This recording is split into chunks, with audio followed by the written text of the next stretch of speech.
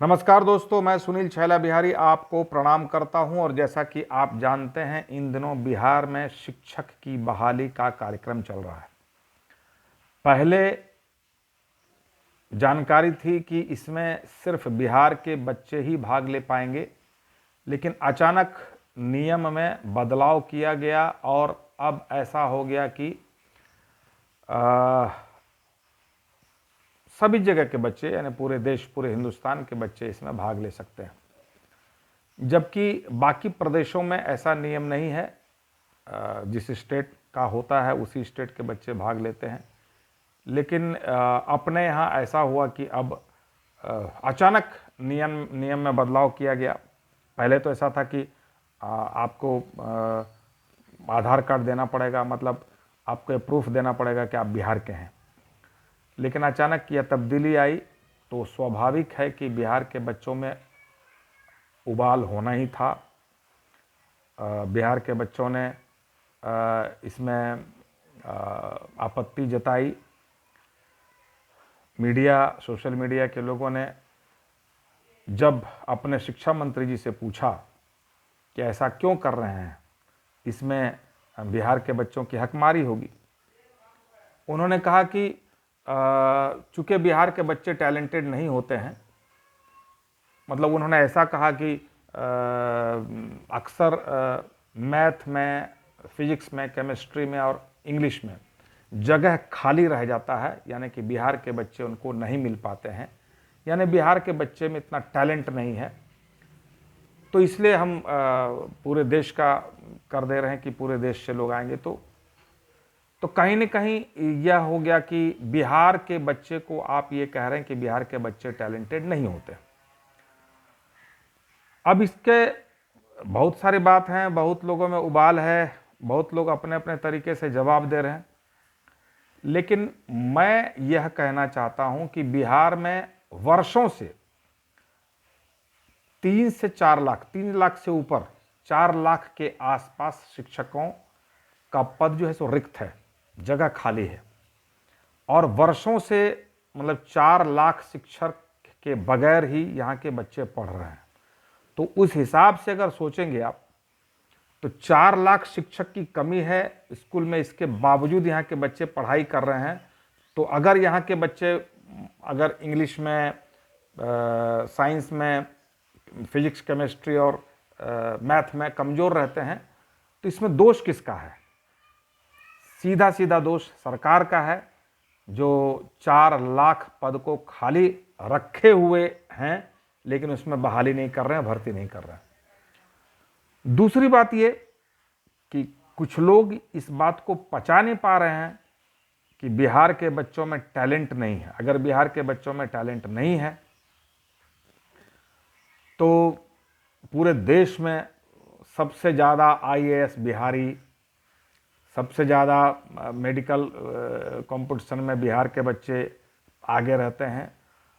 तो फिर जब टैलेंट नहीं है तो इस तरह से IAS, मेडिकल और इंजीनियरिंग में कैसे बिहार के बच्चे इतना आगे जाते हैं? एक गांव है गया में, जहां हर साल 15 बच्चे इंजीनियर बनते हैं। तो ये कहीं ना कहीं से बिहारियों को ताना मारने जैसा है। और सबसे दुखद यह है कि यह बात कोई बाहर का व्यक्ति नहीं कह रहा, बिहार का व्यक्ति कह रहा है, और वो भी शिक्षा मंत्री है। तो सोचिए कि बिहार में कैसे कैसे लोग मंत्री बने हुए हैं, जिनको बोलने से पहले इतना भी नहीं सोचने का हुआ कि मैं क्या बोलने जा रहा हूं। अब इस बात की भर्त्सना तो चारों तरफ हो ही रही है। मीडिया, सोशल मीडिया में ये सवालों का अंबार लगा हुआ है। सब लोग अपने अपने तरीके की बातें कर रहे हैं। लेकिन कुछ लोग यह कह रहे हैं कि यह जो अचानक हमारे पलटू राम साहब ने पलटी मारी है, अब तो उनका नाम देश विदेश में मशहूर हो गया पलटू राम के नाम से। तो इन्होंने जो पलटी मारी है अचानक कि पहले सिर्फ बिहार के बच्चे का होगा एग्ज़ाम, या बिहार के बच्चे इसमें पास करेंगे और अभी पूरे देश के बच्चे पास करेंगे, पूरे देश से बच्चों को लिया जाएगा। तो ये जो पलटी इन्होंने मारी है, तो लोग अपने अपने तरीके से यह जानने की कोशिश कर रहे हैं कि इसमें वजह क्या है।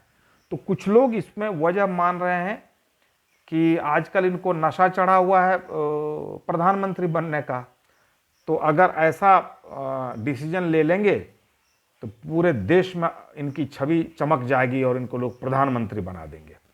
कुछ लोग ऐसा मानते हैं। कुछ लोग मानते हैं कि नहीं, ये बात नहीं है। बात यह है कि इनके पास पैसे हैं नहीं। अगर 1,70,000 या 78,000 इन्होंने एम्प्लॉयमेंट के बारे में सोचा है, तो 1,78,000 लोगों को जो तनख्वाह देना पड़ेगा, उतना पैसा भी तो होना चाहिए सरकार के पास। तो सरकार के पास पैसे हैं ही नहीं। लेकिन मैसेज भी चला जाए कि हाँ भाई, हमने नौकरी के लिए बहाली निकाला, और ऐसा कुछ कंट्रोवर्सी हो जाए, ऐसा विवाद हो जाए कि मामला कोर्ट में चला जाए, मतलब सुप्रीम कोर्ट, हाई कोर्ट में मामला चला जाए और ये बहाली रुक जाए, तो रुक जाए तो ये मैसेज चला जाएगा कि हम तो चाह रहे थे नौकरी दिलवाना, लेकिन ऐसा ऐसा हो गया, इसलिए हम नौकरी देने से बच गए। तो इनकी इनका सम्मान भी बच जाएगा और इनकी बात भी रह जाएगी। तो ये इस तरह की बातें चल रही हैं कि इन्होंने जान के इस कंट्रोवर्सी को खड़ा किया है। लेकिन जो भी हो, अब ये तो मैं तो इस विषय का जानकार व्यक्ति हूँ नहीं कि मैं एक्यूरेट बता दूं कि मामला है क्या और क्यों इसको रोका गया, कहाँ पे परेशानी आई।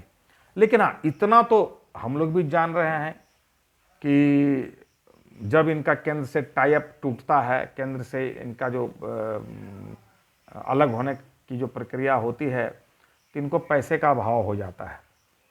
इसके पहले जब ये केंद्र से इन्होंने हाथ छुड़ाया था, उसके बाद महागठबंधन में आए थे, तो इनको बहुत परेशानी हो रही थी स्टेट को चलाने में। दोनों तरह से, एक तो इनका डिसीजन नहीं लोग मान रहे थे, वो जो एक परिवार है वो अपना डिसीजन ले रहे थे, ये परेशानी हुई। दूसरी परेशानी ये थी कि इनको पैसे की परेशानी हो रही थी, विकास इनका रुका हुआ था, तो फिर इन्होंने केंद्र से हाथ मिलाया। अभी ये ईगो में अलग तो हो जाते हैं, लेकिन जब केंद्र के साथ आपका टाई अप नहीं होता है तो उस हिसाब से पैसे मिलते नहीं केंद्र से, और इनके पास पैसे हैं नहीं कि विकास करेंगे। तो पैसे की कमी तो है ही। बहुत सारा ऐसा काम है विकास का जो रुका हुआ है, इन्हीं बातों को लेके कि पैसे नहीं।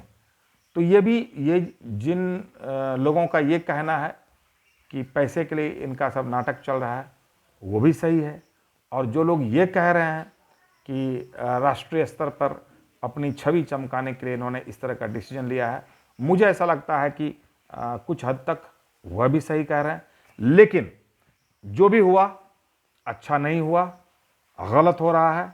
लेकिन हम तो एक कलाकार हैं, बस अपनी राय रख सकते हैं। हमें जो अच्छा लगा हमने अपनी राय रखी। बहुत लोगों को मेरी बात बुरी लगी होगी, बहुत लोग हमारी बातों से सहमत नहीं होंगे। तो मैं उनसे आग्रह करूंगा कि अगर आपको मेरी बातें बुरी भी लगी होंगी तो आप कमेंट में लिखिएगा, बहुत शालीनता से लिखिएगा, क्योंकि एग्रेसिव होके कुछ भी कहना शायद अच्छा नहीं होता है। तो शालीनता से अपनी बात कहिएगा, और अगर हो सकेगा तो मैं उसका जवाब भी दूंगा। और फिर भी मैं क्षमा चाहता हूँ किसी को मेरी बात बुरी लगी हुई। ऐसे मैं कोशिश करता हूँ कि मैं कोई बुरी बात नहीं बोलूँ, वही बोलूँ जो अच्छा हो, सबके लिए अच्छा हो। बहुत बहुत धन्यवाद। अगर आप फेसबुक पर यह वीडियो देख रहे हैं तो हमारे फेसबुक पेज को लाइक कीजिए, फॉलो कीजिए, और अगर यूट्यूब पर देख रहे हैं तो हमारे यूट्यूब चैनल को सब्सक्राइब कीजिए। बहुत बहुत धन्यवाद। नमस्कार। जय हिंद।